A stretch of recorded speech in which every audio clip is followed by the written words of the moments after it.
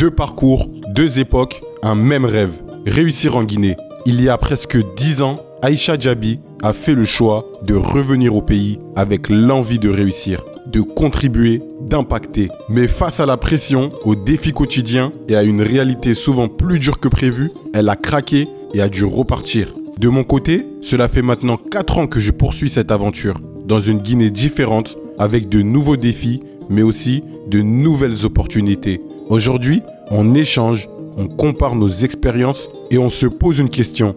Est-il plus facile aujourd'hui de réussir en Guinée? Chez nous, bienvenue dans On vous dit tout. Ce contenu est produit par Starter Productions. Bonjour Aïcha, comment est-ce que tu vas? Écoute, ça va super. Quand je suis à Rome, je vais toujours bien, donc je suis très contente d'être là. On va essayer de te présenter un peu brièvement. Ouais. Du coup, tu es Aïcha Djabi, qui est réalisatrice.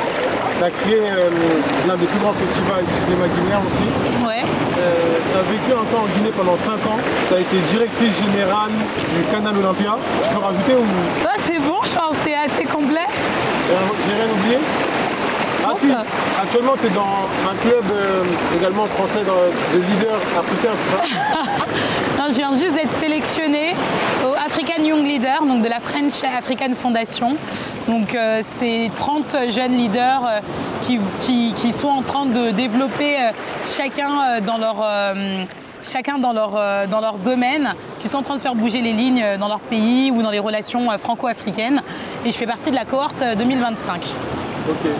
Et en gros, moi je suis en Guinée depuis maintenant 4 ans. Ouais. Toi tu as quitté la Guinée il y a maintenant 5 ans. Ouais. Parce que tout simplement tu en avais marre de l'atmosphère qu'il y avait. Et tu as décidé de partir, on va dire. En fait, hier on discutait et tu me disais que, en fait, toi tu penses que peut-être que tu es arrivé trop en avance par rapport à ton temps et ce que tu as voulu mettre en place en Guinée parce qu'à l'époque c'était trop compliqué. On va essayer de comparer en fait les deux périodes pour que les gens comprennent. Alors en fait, c'est plusieurs choses. J'ai pas quitté la Guinée parce que j'en avais marre. Enfin, il y avait plusieurs choses. Je vais raconter par rapport à mon nom parce qu'il y a des personnes qui sont venues à la même période que moi et qui sont jusqu'à présent restées. Donc ça prouve que chacun a son expérience, chacun a son expérience de vie. Moi, à l'époque où je suis venue, c'était à l'époque où il y avait Alpha Condé comme président. J'ai eu beaucoup d'opportunités et j'étais très jeune surtout. Je suis venue à l'âge de 22 ans à Conakry parce que j'ai eu une belle opportunité avec Conakry, capitale mondiale du livre, où Sansi Kaba, le ministre de la Culture de l'époque, m'ont nommé vice-commissaire de cet événement mondial. Et du coup, suite à ma licence, je suis venue faire une année de césure en Guinée. Et pendant mon année de césure, j'ai réalisé ma série documentaire.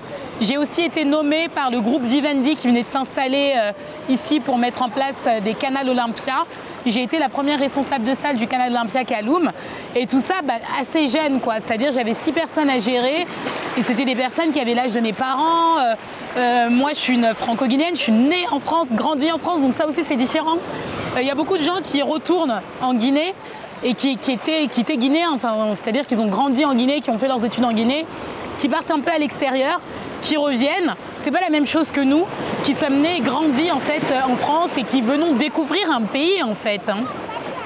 Donc moi, ça a été un peu compliqué à ce niveau-là parce que, mine de rien, on a toujours l'impression d'être dans un entre-deux. Quand on est en France, on est pointé du doigt comme des immigrés. Quand on est en Guinée, on est pointé du doigt comme des fautés, en fait.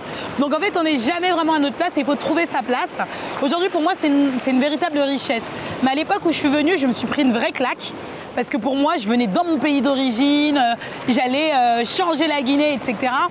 Et en fait, je me suis confrontée aussi aux populations locales, aux difficultés, aux choses que moi je ne connaissais pas en fait en France, à la corruption, à des choses, à la lenteur administrative des choses. Et tout ça, quand tu n'es pas prêt, mentalement, physiquement, financièrement, je dirais aussi que tu n'as pas la maturité aussi, ça peut être difficile. C'est pour ça qu'aujourd'hui j'en ai 30. Aujourd'hui j'ai 30 ans, c'est pas la même chose que quand j'avais 22 ans. J'ai eu de l'expérience. Toi, c'était pas un problème financier parce que quand tu travaillais au Canal Olympia, vous avez des bonnes conditions de vie quand même. Oui, non, mais c'était pas un problème financier, mais c'était plus la condition. C'est qu'à un bout d'un moment, j'arrivais pas à comprendre. En fait, j'étais venue avec un idéal. C'est quoi que tu appelles condition? Quand je disais conditions, c'est pas des conditions forcément financières, mais c'est des petites choses qui se rajoutent et qui se rajoutent. Et quand tu n'es pas prêt, bah c'est sûr que ça va te éclater à la figure.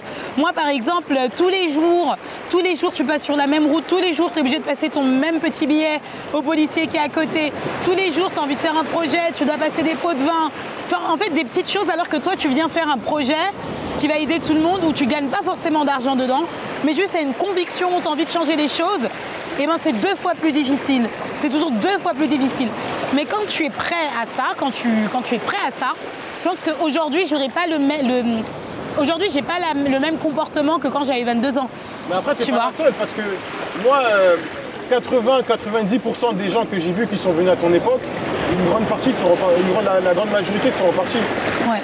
Donc c'est pas lié que à toi en fait. Bah, je pense que c'est un système qui est général. En Guinée, malheureusement, et là ça commence à se mettre en place, je vois la différence entre 2016 et aujourd'hui. Hein. En 10 ans, il y a quand même eu beaucoup de progrès. Mais je dirais que la Guinée de 2016, 2017, 2018, parce que moi j'étais là à cette époque-là, c'était complexe parce qu'il y avait beaucoup de choses qui n'étaient pas mises en place, même au niveau administratif, même au niveau de l'électricité, il y avait quand même beaucoup de pannes. Donc les conditions étaient vraiment rudes, vraiment difficiles. Et aujourd'hui, il y a de plus en plus de personnes qui ont fait leur retour au pays, il y a de plus en plus de restos sympas, il y a des routes, donc c'est pas les mêmes conditions, tu vois. Donc il y avait aussi toi un problème en fait de conditions de vie aussi. Moi je trouvais que les conditions de vie étaient un peu difficiles. Je me disais que même quand tu avais de l'argent en Guinée, même quand tu étais à l'aise, eh ben, tu fais face en fait à la dureté des choses. Tu fais face aux routes qui ne sont pas bonnes, tu fais face à, je sais pas, tu fais face à, si tu es malade, tu vas dans quel hôpital, si tu as besoin d'être transmuté aujourd'hui, là, maintenant, tu fais comment? Donc est-ce que tu dois changer de pays à chaque fois?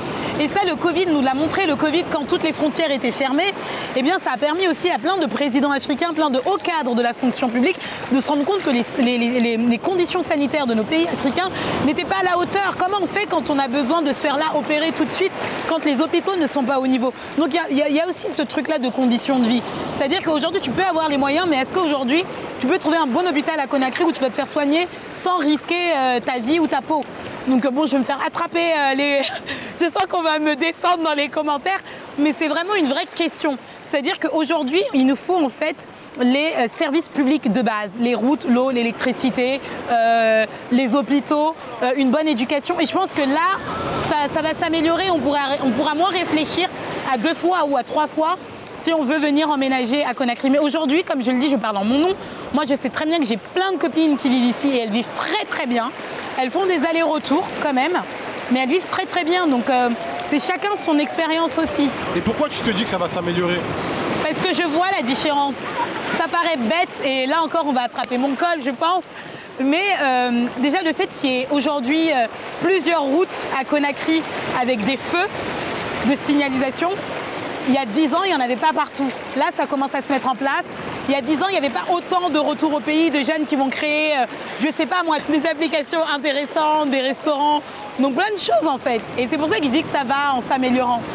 Donc tu trouves que le président qui est là actuellement, il travaille beaucoup alors? Je ne vais pas rentrer dans la politique, je ne vais pas rentrer dans la comparaison politique, je ne sais pas exactement ce qu'ils font, mais ce que je vois, ça va être au niveau des entrepreneurs. Je vois de plus en plus de jeunes oser. Là, il n'y a pas plus tard qu'hier, je parlais au directeur général de Tic Tac Drive, je crois. Donc un espèce de Uber qui vient à Conakry. Et je trouve ça hyper cool. Je me dis, mais quand on va en Côte d'Ivoire, il y a Yango. Quand on va au Sénégal, ils ont chacun leur application. Et là, à Conakry, on aura le nôtre. Donc c'est pour ça que je dis que les choses vont s'améliorant. Parce que les gens osent. Et plus on va voir des jeunes qui créent ce genre d'application, plus nous autres aussi, ça va nous donner envie de lancer. Moi, par exemple, de lancer ma boîte de prod, de créer vraiment... En fait, il nous manque aussi les politiques publiques. Par exemple, moi, dans mon domaine du cinéma, il nous faut des financements pour pouvoir faire des films. Il nous faut un cadre politique, un cadre juridique pour pouvoir faire des films, avoir nos boîtes de production, etc. Et il faut donner des financements aussi à l'ONASIG. Sinon, on peut pas créer, en fait, tu vois. Donc, il y a aussi tout un cadre juridique par domaine et par secteur à mettre en place, en fait.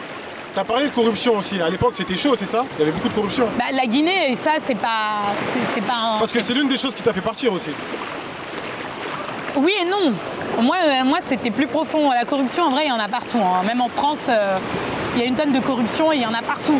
Mais c'est vrai que la corruption ici, elle est plus viscérale parce que tu la vois vraiment en plein face.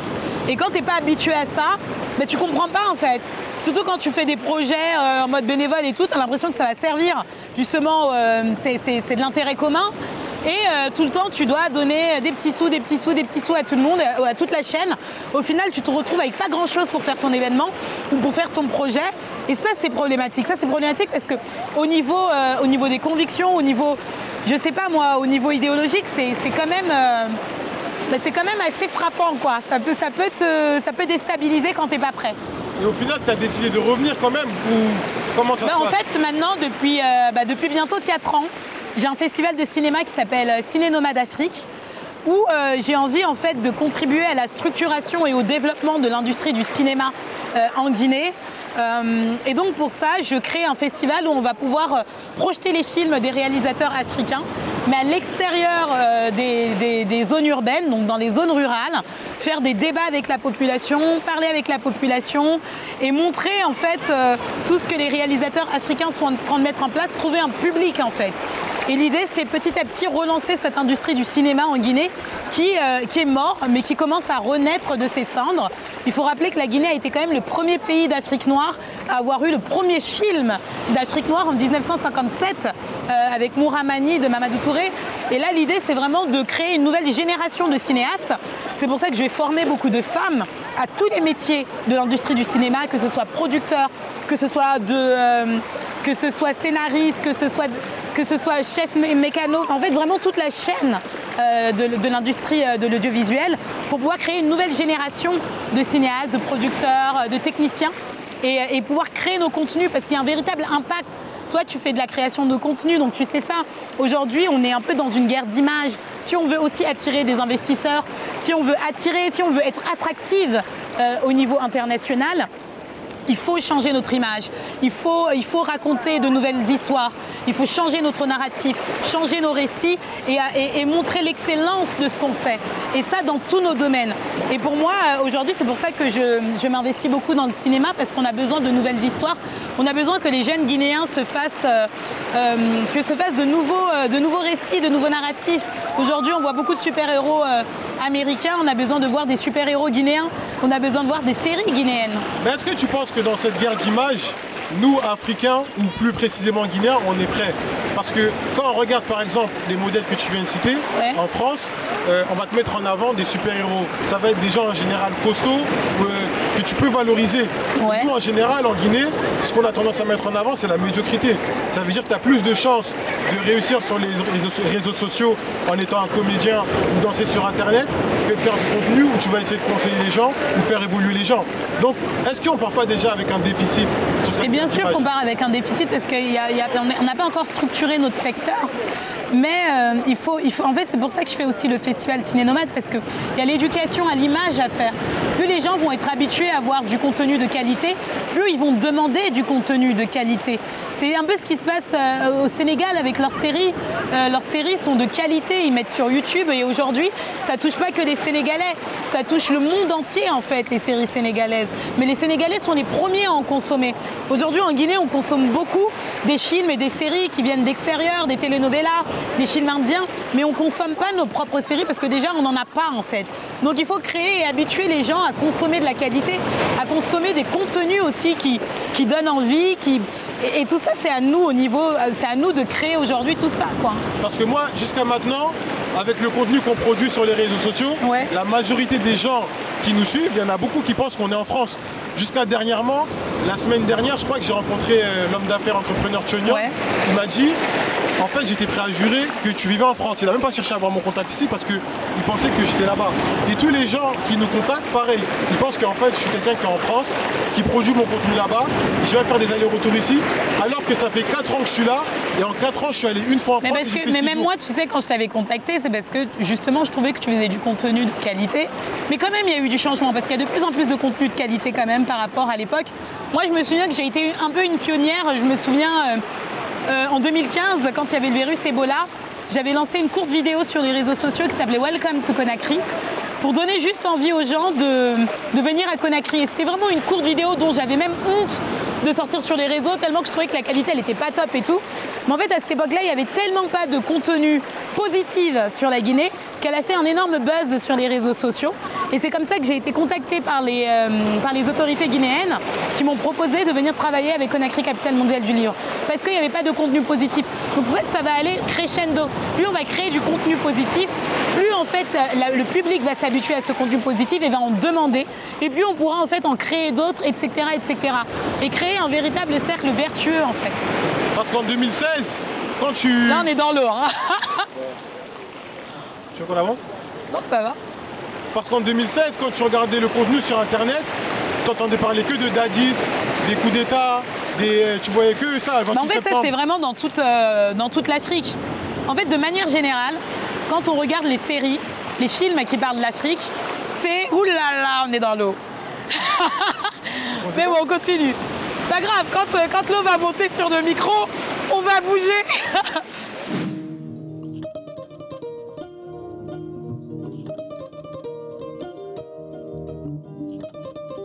Du coup, on s'est décalé parce que l'eau elle est montée. Mais on s'est décalé à cause de lui. Voilà, faut le dire, c'est lui qui a eu la bonne idée de se mettre dans l'eau. Maintenant, je suis toute mouillée. Du coup, je disais, parce que à l'époque, quand on est sur Internet, quand on tapait Guinée-Conakry, on voyait que des images de Dadis Camara du 28 septembre. En tout cas, à l'époque où toi, tu as fait tes vidéos en 2016. Donc je pense que ça a dû ramener un bon changement aussi sur l'image. Oui, bah après, à cette époque-là, il y avait une vague de nouveautés, c'est-à-dire que tout le monde voulait donner une nouvelle image à Conakry, donner une bonne image à Conakry. Mais c'est vrai qu'à l'époque où moi j'ai lancé Welcome to Conakry, j'ai beaucoup de gens qui m'ont écrit et qui m'ont dit que ça leur avait donné envie de revenir en Guinée, de faire leur retour au pays, etc. Parce que ça a changé, ça montrait des images dynamiques, des images qu'on n'avait pas l'habitude de voir de la Guinée et même de l'Afrique de manière générale. Parce que je voulais pas parler des choses négatives. Je voulais pas parler, je sais pas moi, des guerres ou de Ebola ou de machin. Je voulais parler des choses positives, notamment auprès des jeunes, de montrer le dynamisme des jeunes, de montrer la beauté de la ville.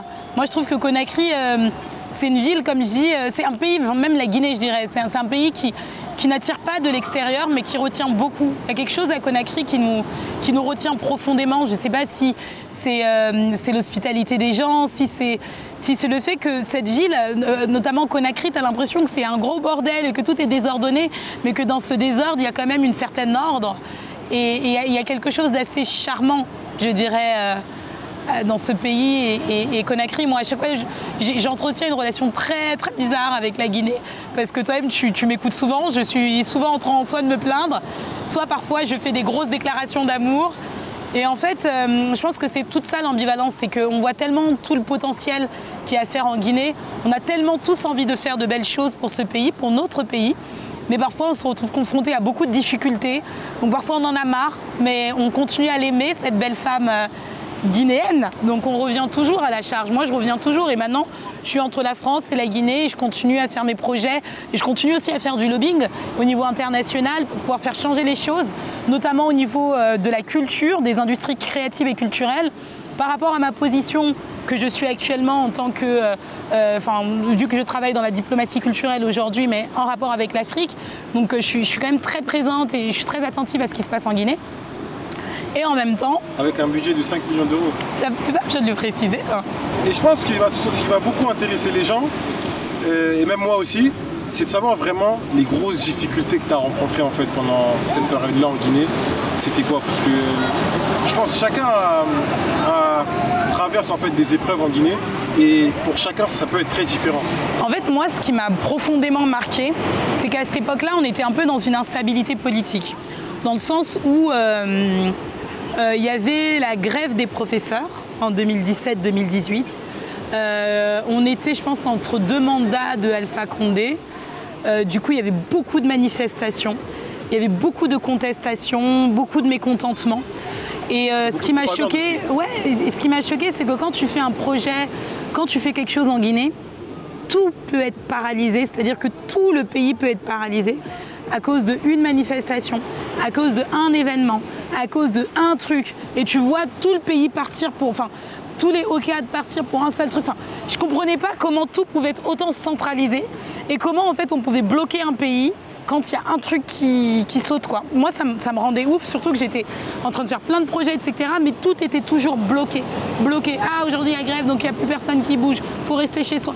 Il faut faire... Et je comprends, parce que c'était pour la sécurité des gens, mais en fait, que tout soit bloqué tout le temps. Et pendant 2-3 mois, nous, on avait vécu ça. Donc pendant 2-3 mois, toutes les choses étaient débloquées. Même des financements bloqués et tout. Ça, c'est frustrant. Et ça aussi, on l'a moins maintenant. Là, il y en a moins. Ben, il y a moins. C'est un peu plus décentralisé. Il y a moins, mais à l'époque, tout était toujours très centralisé. Politique. Très politiquement. Ton principal problème, c'était ça? Bah oui, et puis aussi, après moi, c'est plus la question d'identité. Peut-être que les personnes qui ont le même profil que moi vont se reconnaître.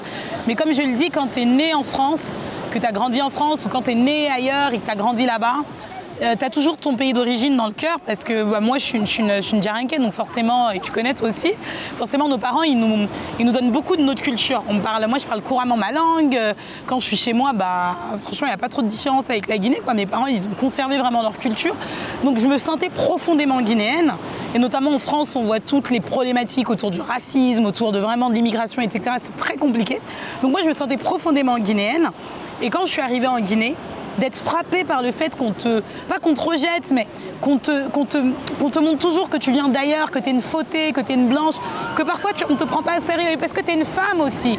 Quand tu es une femme, tu es jeune, tu es dynamique, tu bouges un peu partout, tu dois te battre 2 fois plus montrer tes compétences, 2 fois plus montrer que tu en vaux la peine.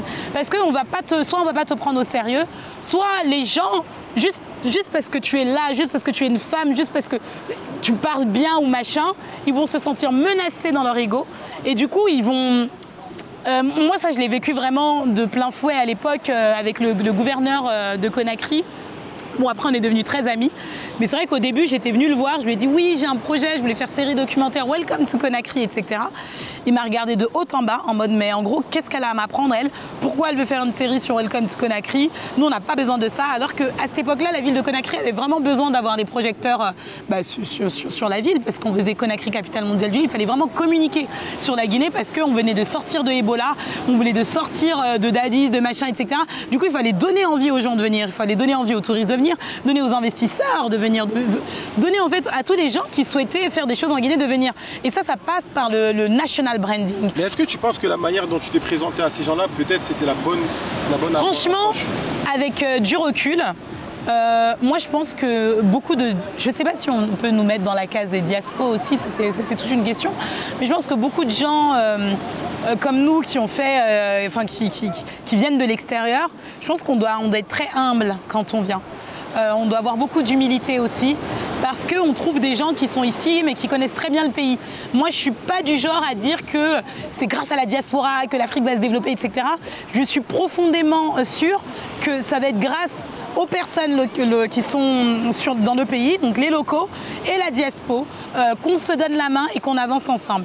Mais c'est vrai qu'à cette époque-là, je pense que même si on se présente aussi parfois humblement, juste le fait que tu parles français parfois, que tu sois une femme, que tu sois sûre de toi, tu représentes une menace. Tu représentes une menace. Au final, le gouverneur, il t'a aidé ou pas? Il m'a donné quand même des autorisations pour pouvoir filmer. Après, on est devenus amis, hein, mais c'était difficile. Souvent, moi, je parle de ça parce que même moi, j'ai le même problème. Mais ça m'arrive souvent pour que je... Mais toi, t'es un homme. T'es un homme déjà, ça change. Ouais, quand tu es une femme, pas pour se lamenter, mais c'est quand même parfois plus difficile. Plus difficile parce qu'on sait très bien, en Guinée, on est confronté à quoi? En Guinée, tu es une femme, tu as certaines idées. Soit les gens ils vont croire qu'ils peuvent te prendre en X, je sais pas combien combienième femme. Soit en fait, parfois, ils ont du mal à te prendre au sérieux. Tu vois. Par exemple, toi? Non, mais pourquoi tu me poses ce genre de questions? Non, je le dis parce que je sais que j'ai plein de copines qui ont été confrontées à ça, qui soit vont devoir porter des fausses bagues de mariage pour montrer qu'elles sont mariées, pour pas qu'on leur fasse chier, soit en fait on va leur proposer des trucs qui sont totalement aberrants, alors que mais gars, moi je viens pour faire mon business, je viens pour travailler et je suis autant légitime que toi en fait, tu vois. Donc là, tout à l'heure j'étais aux 72 heures du livre et cette année c'était sur la puissance féminine. Et aujourd'hui, le nombre de femmes guinéennes qui pèsent lourd, c'est incroyable. Franchement, elles pèsent lourd, ces femmes-là, je les adore. Je suis admirative de leur travail, elles font bouger les lignes, elles se battent, elles se démènent 2 fois plus que les hommes et elles méritent d'avoir leur place, elles méritent d'avoir toute la considération en fait, de la population guinéenne parce que la Guinée ne va pas se développer sans les femmes. Et aucun pays d'ailleurs ne se développe sans les femmes. Okay. Et du coup, toi, c'est quoi pour toi l'avenir en Guinée maintenant? Mon avenir à moi ou l'avenir de la Guinée? Moi, j'aimerais beaucoup, comme je t'ai dit, je suis vraiment dans le domaine du cinéma et de l'audiovisuel. J'aimerais vraiment former une nouvelle génération de cinéastes. J'aimerais vraiment créer des films guinéens qui vont pouvoir être distribués à l'international, qui vont pouvoir faire les plus grands festivals, comme le Festival de Cannes. Là, j'y vais encore cette année. Et cette année, il y a un film nigérien qui est en sélection officielle. L'année dernière, il y avait un film sénégalais d'une copine à moi, Ramatatou Laïsi, qui a été sélectionné. Et je me dis, à quand un film guinéen? Donc j'espère qu'on va pouvoir avoir des films guinéens sélectionnés très prochainement. Et aussi avoir des séries guinéennes. Parce qu'à travers les séries, c'est notre culture qu'on vend. À travers les séries, c'est notre pays aussi qu'on met en avant. C'est tout notre savoir-faire qu'on met en avant. Et les Sénégalais l'ont bien compris. Les Ivoiriens l'ont bien compris. Et il faut que nous le comprenions. Ok. Et j'ai une dernière petite question. Toi, pour toi, la Guinée actuellement, ça va sur de bons rails? Franchement, je trouve que... Ça fait un temps où tu n'étais pas là, donc toi, tu as pu avoir du recul sur ce qui se fait. C'est une colle que tu me poses. C'est une colle. Moi, je trouve que les choses vont en s'améliorant parce que j'aime bien être positive. Et j'ai envie d'y croire. Et ne serait-ce que pour tous les entrepreneurs à qui j'ai beaucoup de respect, que j'ai laissé ici depuis 2016, à qui je vois que leur entreprise a grossi, qu'ils ont réussi à ouvrir plusieurs boîtes, etc. Je leur dis bravo à tous. Vraiment, je leur dis bravo du fond du cœur. Je leur dis merci aussi de montrer que c'est possible en Guinée. Parce que la plupart des gens pensent qu'en Guinée, c'est pas possible. Parce qu'on est confronté à tellement de difficultés par rapport à nos voisins ivoiriens ou sénégalais. Mais de voir tous ces entrepreneurs, même toi, ça fait 4-5 ans que tu es là. Bravo, merci. Tu vois. Et je sais que c'est dur, je sais que c'est pas facile. Du coup, j'ai envie de dire que les choses vont en s'améliorant. Et comme je le dis, on ne peut pas aller sans les femmes et sans l'éducation. La Guinée a un taux d'alphabétisation qui reste beaucoup trop faible. Et tant qu'on ne mise pas sur l'éducation, sur les services publics de base, on ne pourra pas se développer aussi vite qu'on pourrait le faire. C'était Bassekou Djabi, entrepreneur, fondateur de Starter Production. On se dit à bientôt. Ce contenu est produit par Starter Production.